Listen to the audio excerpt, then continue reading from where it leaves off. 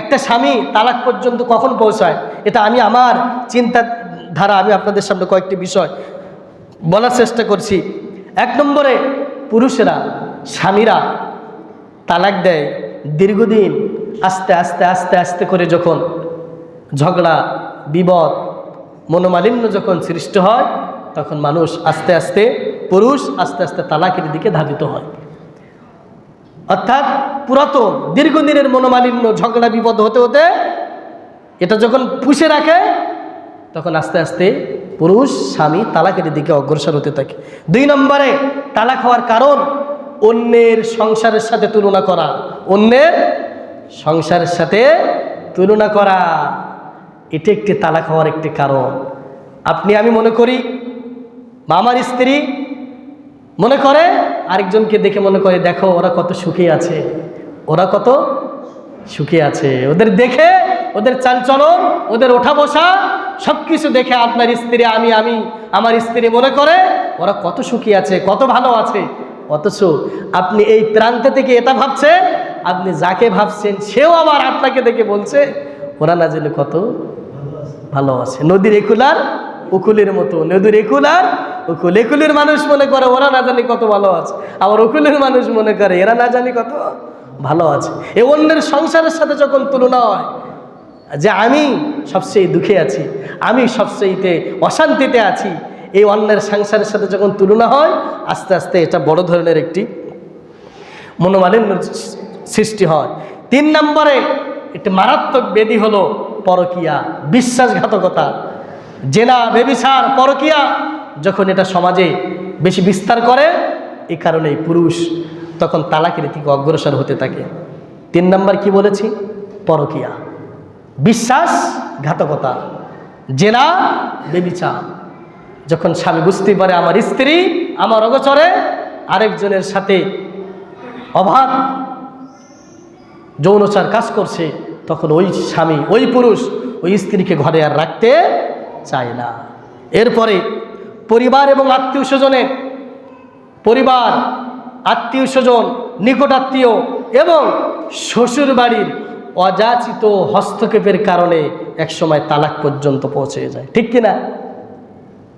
বিশেষ করে মা বোনদের ক্ষেত্রে, মার স্ত্রীদের বাড়ি থেকে অনেক প্রশংসা, অনেক কথা, অনেক মেসেজ আসে, যার কারণে এই স্বামী স্ত্রীর ভিতরে দ্বন্দ্ব শুরু হয়ে যায়।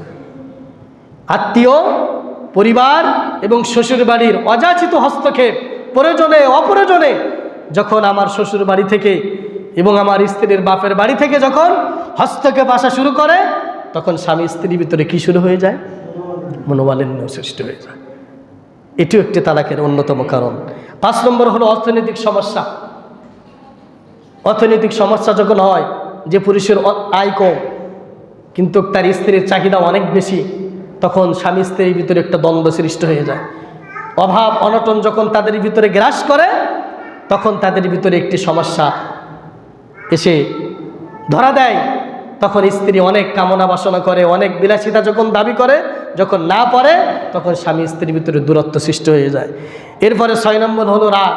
হুটহাট করে কোনো কিছুই হলেই পুরুষরা রেগে যায়, কারণ পুরুষ বাহিরে থাকে, পুরুষ পৃথিবীর সমস্ত সব কিছু মোকাবেলা করতে হয়, তার অফিসের বসকে সন্তুষ্ট রাখতে হয়, সমস্ত সব কিছু নিয়ন্ত্রণ করতে হয় পুরুষকে।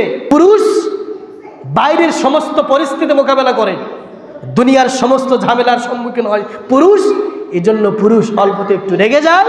এই জন্য মা বোনদেরকে রাসূল করিম সাল্লাল্লাহু আলাইহি ওয়াসাল্লাম বারবার বলছেন, ধৈর্য ধারণ করো। শুধু তাই নয়, স্বামী যখন বাইরে থেকে অফিস থেকে বাসায় ঢুকবে, দরজা খোলা মাত্রই তুমি একটু হাসি, একটু সুন্দর করে স্বামীর সাথে কথা বলবে, 1 গ্লাস পানি দিবে, হাসি দিয়ে কথা বলবে। রাসূল বললেন, এটা হলো তোমার জন্য সাদাকা। সুবহানাল্লাহ, এটা ইবাদত। এটা কি ইবাদত? কার জন্য বললেন? স্ত্রীর জন্য। কারণ দুনিয়ার সমস্ত কর্মব্যস্ততা করে তোমার স্বামী বাসায় ফিরছে, তোমার সমস্ত ভালোবাসা তুমি স্বামীর জন্য উজাড় করে দিয়ে দাও। সুবহানাল্লাহ, সুবহানাল্লাহ। অতএব ছোটখাটো রাগ যখন হয়ে যায়, এ রাগ হতে হতে হতে হতে এক পর্যায়ে পুরুষেরা কোথায় যায়?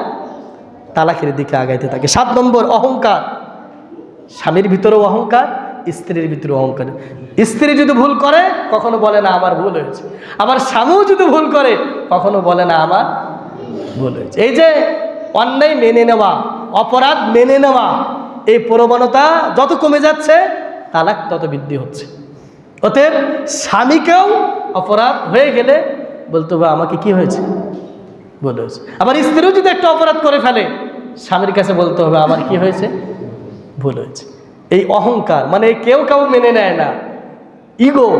এই ইগো যখন হয় আর এটা কাজ করে শয়তান, তখন এই তালাক পর্যন্ত পৌঁছে যায়। এরপরে ধৈর্যের অভাব, স্বামীর ভিতরে ধৈর্যের অভাব, স্ত্রীর ভিতরেও ধৈর্যের অভাব, ছোটোখাটো বিষয় নিয়ে অনেক দূর পর্যন্ত চলে যায়।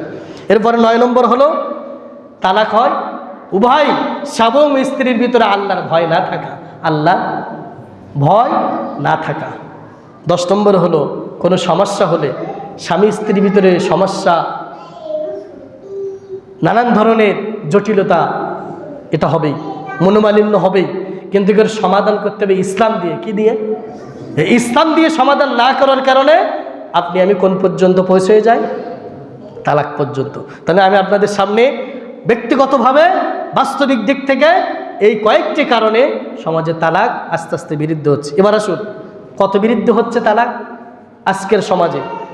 তালাক এতটাই বৃদ্ধি হচ্ছে বর্তমান সমাজে 2023 সালের নিউজ অনুযায়ী, আমি যতটুকু দেখেছি 2023 সাল অনুযায়ী তালাকের সংখ্যা, শুধু ঢাকা শহরের কথা বলি, রাজধানী ঢাকা শহরে প্রতিদিন 37টি করে দাম্পত্য পরিবার ভেঙে যাচ্ছে, চূর্ণ বিচূর্ণ হয়ে যাচ্ছে।